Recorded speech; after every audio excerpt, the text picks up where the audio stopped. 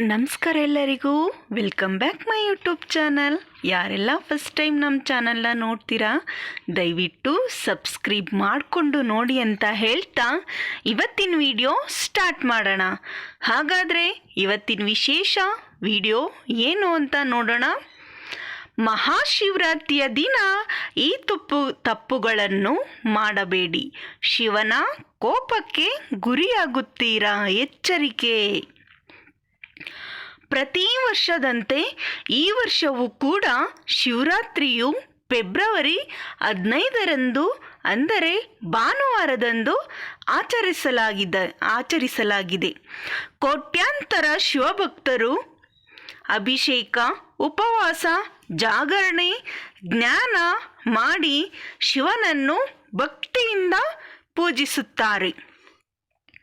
ಶಿವರಾತ್ರಿಯನ್ನು ಶಿವ ಮತ್ತು ಪಾರ್ವತಿ ವಿವಾಹವಾದ ಈ ದಿನವನ್ನು ಅತ್ಯಂತ ಶ್ರೇಷ್ಠವಾದ ದಿನವಾಗಿದೆ.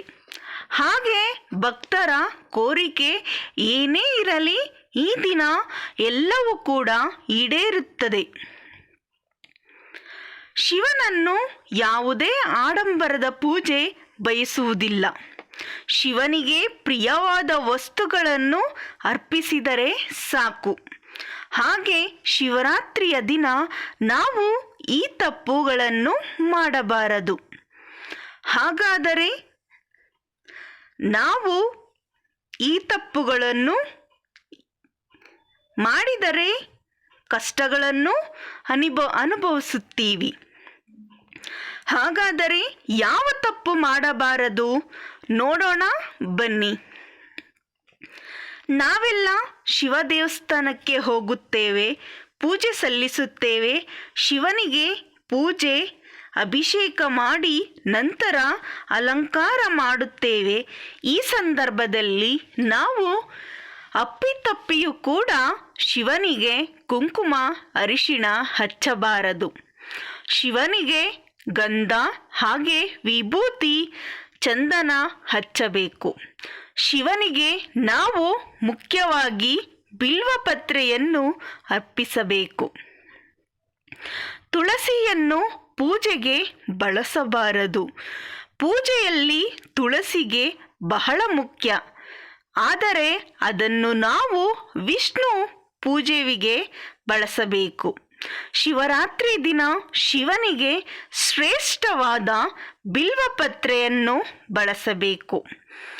ನೀವು ಏನಾದರೂ ಮನೆಯಲ್ಲಿ ಲಿಂಗ ಇಟ್ಟಿದ್ದರೆ, ಕೆಲವರ ಮನೆಯಲ್ಲೆಲ್ಲ ಲಿಂಗ ಇಟ್ಕೊಂಡಿರ್ತೀವಲ್ವಾ ಪೂಜೆಗೋಸ್ಕರ ಅಂತ, ಹಾಗೆ ನಾವು ಅಪ್ಪಿತಪ್ಪಿಯೂ ಈ ಕೆಲಸವನ್ನು ಮಾಡಬಾರದು. ಏನು ಅಂದರೆ ನಾವು ಮನೆಯಲ್ಲಿ ಲಿಂಗವನ್ನು ಇಟ್ಕೊಂಡಿರ್ತೇವೆ. ಈಗ ಶಿವರಾತ್ರಿ ಅಂದರೆ ಲಿಂಗಕ್ಕೆ ಅಭಿಷೇಕ, ನೈವೇದ್ಯ ಎಲ್ಲವನ್ನು ಕೂಡ ಮಾಡ್ತೇವೆ. ಇಂಥ ಸಮಯದಲ್ಲಿ ನಾವು ಊಟಕ್ಕೆ ಬಳಸುವಂಥ ಸ್ಟೀಲ್ ತಟ್ಟೆಯನ್ನು ಉಪಯೋಗಿಸಬಾರದು. ನಿಮ್ಮ ಮನೆಯಲ್ಲಿ ಹಿತ್ತಾಳೆ ತಟ್ಟೆ ಅಥವಾ ತಾಮ್ರದ ತಟ್ಟೆ ಇದ್ದರೆ ಅದರಲ್ಲಿ ಲಿಂಗವನ್ನು ಇಟ್ಟು ಅಭಿಷೇಕ ಪೂಜೆಯನ್ನು ಕೂಡ ಸಲ್ಲಿಸಬೇಕು.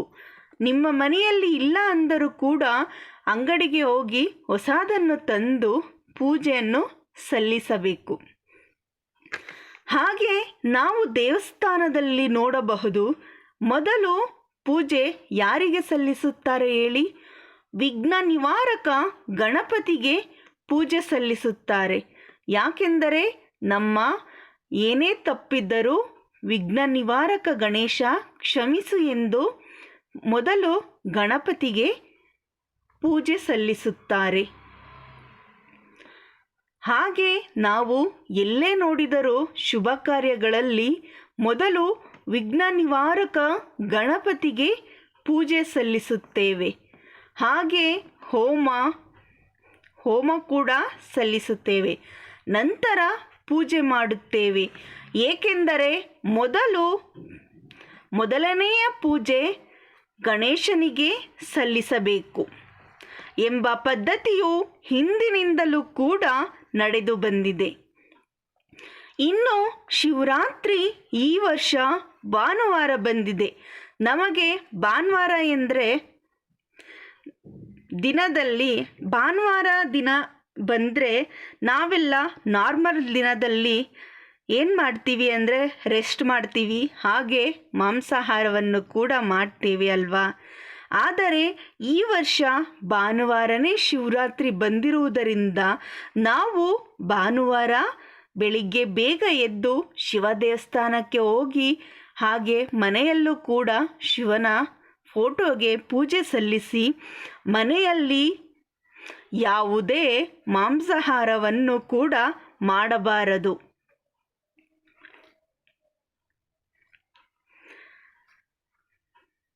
ಹಾಗೆ ನೀವು ಯಾರೇ ಆಗಲಿ ಶಿವಭಕ್ತರು ಆ ದಿನ ಶಿವರಾತ್ರಿಯ ದಿನ ಮಾಂಸಾಹಾರವನ್ನು ಆಚೆನೂ ಕೂಡ ಸೇವಿಸಬಾರದು. ಅನೇಕ ಜನರು ಉಪವಾಸ ಆಚರಣೆ ಮಾಡುತ್ತಾರೆ. ಹಾಗೆ ಶಿವರಾತ್ರಿಯ ದಿನ ನಾವು ಪ್ರತಿದಿನದಂತೆ ಲೇಟಾಗೆ ಎದ್ದು ಪೂಜೆ ಮಾಡ್ತೀವಲ್ಲ, ಆ ಥರ ಮಾಡಬಾರದು.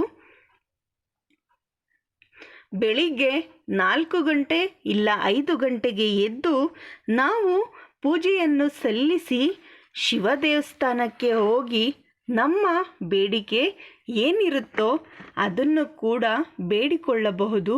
ನೀವೆಲ್ಲ ಶಿವ ದೇವಸ್ಥಾನ ನೋಡಿರಬಹುದು.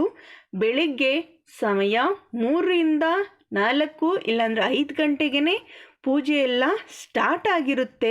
ಹಾಗೆ ನೀವೆಲ್ಲರೂ ಕೂಡ ಶಿವ ದೇವಸ್ಥಾನಕ್ಕೆ ಬೆಳಿಗ್ಗೆ ಬೇಗನೆ ಎದ್ದು ಮನೆಯೆಲ್ಲ ಸ್ವಚ್ಛ ಮಾಡಿ ಬಾಗಿಲಿಗೆ ಕೂಡ ರಂಗೋಲಿ ಹಾಕಿ ಹಾಗೆ ದೇವರ ಕೋಣೆಯನ್ನು ಸ್ವಚ್ಛ ಮಾಡಿ ನೀವು ಮನೆಯಲ್ಲಿ ಪೂಜೆ ಸಲ್ಲಿಸಿ ಶಿವ ದೇವಸ್ಥಾನಕ್ಕೆ ಹೋಗಿ ಉಪವಾಸ ಮಾಡುವವರು ಕೂಡ ಬೆಳಿಗ್ಗೆಯಿಂದ ಉಪವಾಸವಿದ್ದು ನಂತರ ರಾತ್ರಿ ದೇವಸ್ಥಾನದಲ್ಲಿ ಯಕ್ಷಗಾನ ಶಿವನ ಧ್ಯಾನದಲ್ಲಿ ಇದ್ದು ಉಪವಾಸ ಕೂಡ ಮಾಡುತ್ತಾರೆ.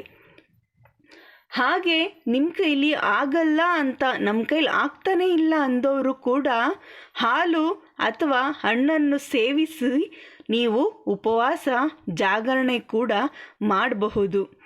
ಈ ವಿಡಿಯೋ ಇಷ್ಟ ಆಯ್ತಲ್ವಾ? ಇಷ್ಟ ಆಗಿದ್ದರೆ ಲೈಕ್, ಶೇರ್, ಸಬ್ಸ್ಕ್ರೈಬ್ ಮಾಡಿ ಅಂತ ಹೇಳ್ತಾ ಇವತ್ತಿನ ವಿಡಿಯೋ ಇಲ್ಲಿಗೆ ಮುಗಿಸ್ತಾ ಇದ್ದೀನಿ. ಮುಂದಿನ ವಿಡಿಯೋ ಹೊಸ ವಿಡಿಯೋದೊಂದಿಗೆ ಬರ್ತೀನಿ. ನಿಮ್ಮೆಲ್ಲರ ಸಪೋರ್ಟ್ ಹೀಗೆ ಇರಲಿ ಅಂತ ಕೇಳ್ತಾ ಎಲ್ರಿಗೂ ಶುಭವಾಗಲಿ. ಥ್ಯಾಂಕ್ ಯು ಸೋ ಮಚ್ ಎಲ್ರಿಗೂ.